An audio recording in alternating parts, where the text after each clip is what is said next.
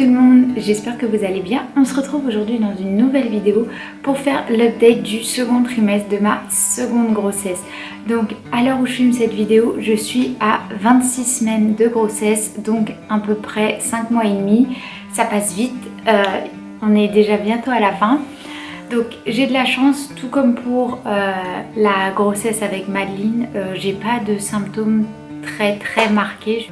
La seule chose, c'est que je trouve que je suis beaucoup plus fatiguée que pendant ma première grossesse, mais je pense que c'est dû au fait que pendant la grossesse avec Madeline, je dormais vraiment beaucoup plus. Je sais pas si je l'avais mentionné dans la vidéo de l'update du premier trimestre, mais en fait pendant la grossesse où j'attendais Madeline, je dormais presque 14 heures par jour, c'est-à-dire que je dormais, on va dire minimum 10-12 heures la nuit et je faisais des siestes la journée.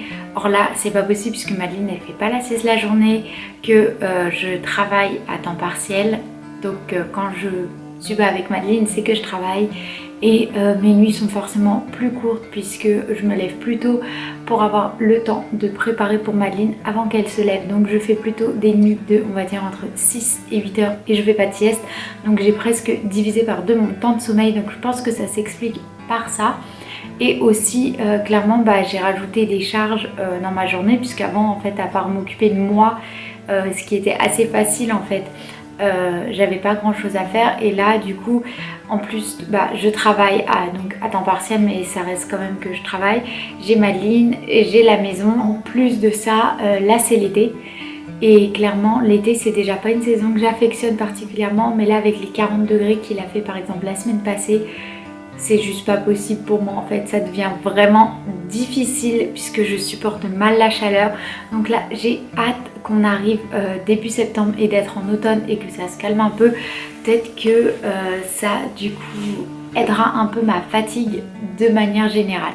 Au début du mois de juillet, on a eu donc la seconde échographie qui s'est très bien passée. Donc le gynécologue nous a confirmé que c'était une fille, puisque comme je l'avais mentionné dans la vidéo précédente, il nous avait un peu gâché la surprise à la première échographie en nous disant que c'était une fille alors qu'on ne voulait pas savoir.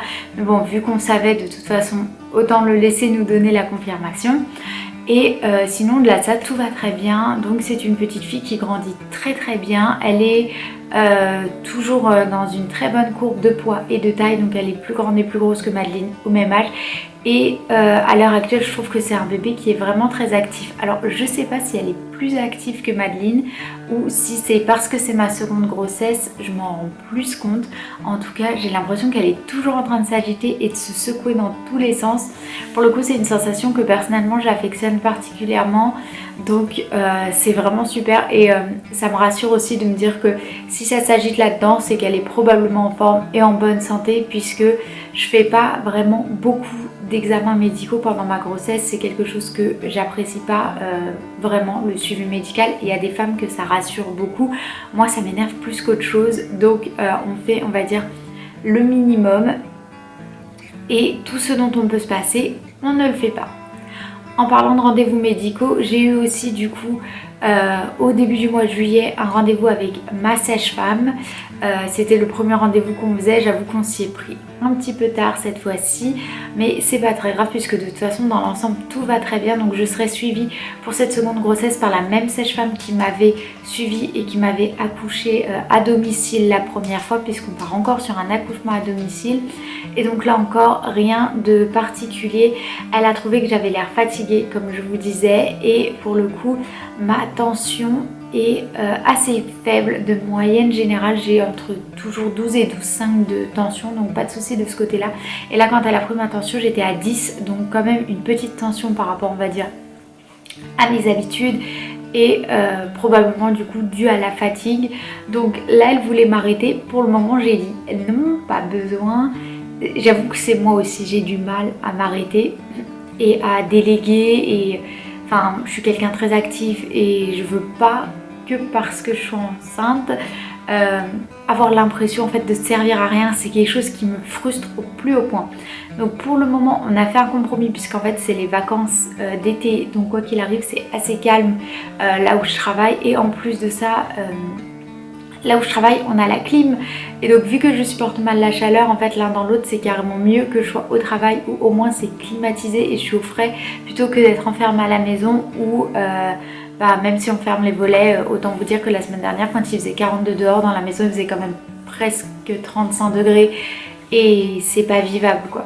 Donc pour le moment on a fait un compromis, on verra à la rentrée, je suis censée la revoir normalement là début août ou mi-août, donc on verra comment on s'organise pour la rentrée. Mais dans l'idée, j'ai vraiment du mal avec l'idée de m'arrêter de travailler, c'est quelque chose qui... je sais pas. Dans les autres petites choses que je voulais mentionner, c'est que ça y est, mon cerveau c'est de la compote. Comment dire ça? Je crois que je l'avais mentionné dans une des updates de ma première grossesse avec Madeline où ça m'était arrivé aussi. En fait, c'est que je devenais facilement étourdie. Alors, c'est normal, ça arrive à beaucoup de femmes enceintes. Mais là, ce mois-ci, j'ai trouvé que additionné à la fatigue, c'était quand même très marqué. Pour vous dire que j'ai mis le feu à ma bouilloire. Voilà, ça y est. Là j'étais en mode oh non ça y est ça repart, donc rien de grave hein, ça s'est éteint, il n'y a pas d'accident, mais ça y est je commence à avoir ces étourdissements, c'est assez agaçant. Et sinon dernièrement aussi j'ai remarqué que j'avais une grosse envie de sucrer, c'est-à-dire que je passe mon temps à manger des gâteaux, c'est je sais pas, je suis quelqu'un qui quand même malgré tout apprécie les gâteaux, hein. Je cuisine beaucoup et je rate rarement le goûter. Mais là en ce moment c'est quand même très marqué, j'ai tout le temps envie de sucre. Donc je ne sais pas, pour Madeline je me souviens que j'avais pas spécialement d'envie particulière, c'était plutôt j'avais envie de... Je me souviens d'un matin où je me suis levée, j'avais très envie de manger des flageolets. Spécial mais pourquoi pas. Et là vraiment c'est le sucre, mais c'est tous les jours par contre. Donc bon... Après ça va puisque au niveau de ma prise de poids pour le moment du coup je suis à 5 mois et demi et j'ai pris 4 kilos, donc c'est pas excessif, au contraire c'est même pas beaucoup, je m'en plains pas, j'essaie quand même du coup de surveiller parce que faudrait pas que ça dégénère. Après je suis pas quelqu'un qui prend beaucoup de poids pendant ses grossesses, donc à voir. Pour Madeline j'avais pris un total de 9 kilos. Donc sachant que la petite va encore beaucoup grossir, je pense qu'il y a de fortes chances que le reste de poids que je vais prendre ce sera probablement elle. Sinon là rien de spécial, dans les mois à venir on va commencer du coup à se préparer plus ou moins pour l'accouchement. Donc pour l'accouchement à domicile cette fois-ci on ne fait pas de préparation particulière dans le sens où on n'en ressent pas le besoin vu qu'on l'a déjà fait une fois et que on n'a rien de spécial de plus à acheter ou quoi que ce soit. Donc ça c'est bon. Le seul truc c'est que là il faut vraiment qu'on se motive, c'est à aller s'inscrire à la maternité. Il faut savoir qu'ils vous obligent à vous inscrire à la maternité quoi qu'il arrive.